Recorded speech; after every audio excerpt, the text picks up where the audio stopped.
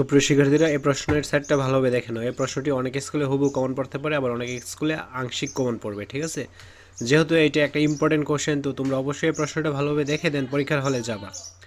বহু নির্বাচনী প্রশ্ন আসবে 15টি, 1 করে 15 নম্বর। তো এই বহু নির্বাচনী প্রশ্নগুলো কিন্তু ক্লিয়ারলি বোঝা আছে। তোমরা এখন কি করবে, এগুলো গাইড অথবা বই থেকে বের করে অ্যান্সারগুলো পড়ে ফেলবে।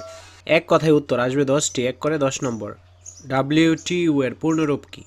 বুদ্ধিবৃত্তিক সম্পদের মালিককে কী বলে? ময়মনসিংহ গীতিকা মূলত কী? কী দেখে এক নজরে পুরো নির্দেশনার ধাপগুলো সহজে বোঝা যায়? যন্ত্র কয়টি সংখ্যা বোঝে? নাগরিকদের সহজে সেবা প্রদানের জন্য অনেক প্রতিষ্ঠানই এখন কী তৈরি করছে? কৃষির প্রচলনের ফলে এখন খুব সহজে অল্প পুঁজি নিয়ে ব্যবসা শুরু করা যায়। ইমেইলের কোন অংশে পুরো ইমেইলটি লেখা হয়? শব্দ কিসের মাধ্যমে প্রবাহিত হয়? শিক্ষক বয়োজ্যেষ্ঠ ব্যক্তির সাথে যোগাযোগের ধরন কী? খ বিভাগ সংক্ষিপ্ত উত্তর প্রশ্ন আসবে 10টি, 2 করে 20 নম্বর। বুদ্ধিবৃত্তিক সম্পদের একটি উদাহরণ দাও। ট্রেডমার্ক কী? একটি এলাকায় কী কী বুদ্ধিবৃত্তিক সম্পদ থাকতে পারে? ফ্লুচার্ট কী? মেশিন কোড কী? ই কমার্স কী? জরুরি সেবা পাওয়ার ক্ষেত্রে ডিজিটাল মাধ্যম ব্যবহার কী? তারপর রয়েছে আনুষ্ঠানিক যোগাযোগ বলতে কী বুঝো? যোগাযোগের ক্ষেত্রে কী কী গুরুত্বপূর্ণ বিষয় বিবেচনা করা উচিত? ওয়েবসাইট কী? উদাহরণ দাও। তোমরা বার্ষিক পরীক্ষার ফাইনাল রিভিশন দিয়ে নাও। এটা থাকবে সম্পূর্ণ ফ্রি মডেল টেস্ট।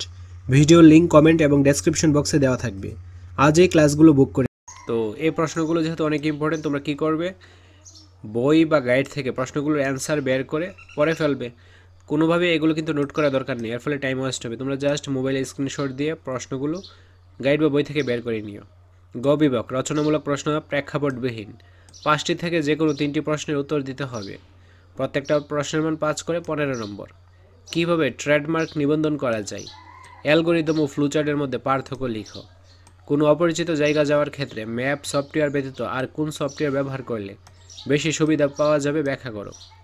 ডিজিটাল মাধ্যম ব্যবহার করে কীভাবে জন্ম নিবন্ধনের সনদের আবেদন করবে ধাপসমূহ লিখো।